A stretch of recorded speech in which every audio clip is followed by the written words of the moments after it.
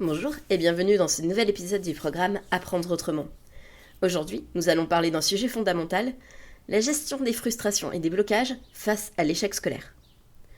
Pour beaucoup d'entre nous, élèves neuroatypiques, l'échec peut être vécu de manière particulièrement intense et devenir un véritable obstacle à l'apprentissage. Le cerveau neuroatypique traite les émotions et les expériences d'une manière spécifique. Nous avons souvent une hypersensibilité à l'échec qui peut se traduire par une réaction émotionnelle forte face à une difficulté ou même une simple erreur.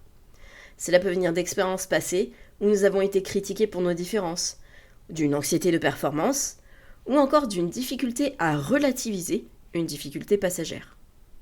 Dans certains cas, ces échecs répétés mènent à un phénomène de désengagement scolaire, où l'élève préfère ne plus du tout essayer plutôt que de risquer un nouvel échec.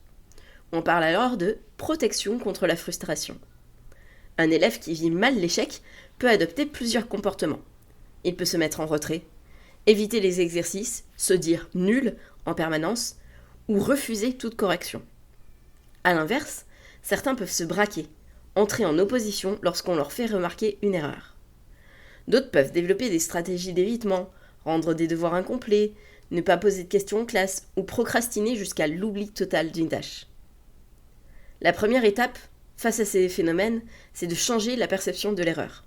Plutôt que de voir l'échec comme une preuve d'incompétence, il faut l'encourager comme un élément naturel du processus d'apprentissage. C'est la base de la technique not yet, pas encore, qui permet d'utiliser des formulations comme tu n'as pas encore trouvé la solution, mais tu progresses, qui permet de recadrer la situation. Ensuite, il est important de mettre en avant les progrès plutôt que la performance brute. Valoriser l'effort fourni, montrer les plus grandes avancées comme les plus petites et rappeler à l'élève que chaque étape compte aide à reconstruire la confiance en soi.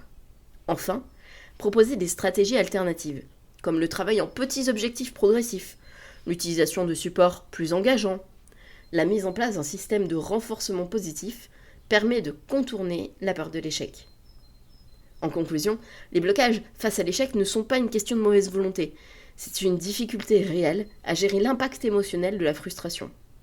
En adoptant une approche bienveillante, en valorisant l'apprentissage progressif et en dédramatisant l'erreur, nous pouvons aider les élèves à retrouver confiance et à réinvestir leurs apprentissages. Si vous faites partie des 2% qui ont suivi cet épisode jusqu'à la fin, un grand merci. Et dites-moi en commentaire, quelle méthode utilisez-vous pour aider les élèves à dépasser leur blocage face à l'échec ? Dans le prochain épisode, nous parlerons de l'accompagnement des élèves ayant des difficultés d'organisation et de gestion du temps. Activez toutes les notifications pour ne rien manquer, et à demain.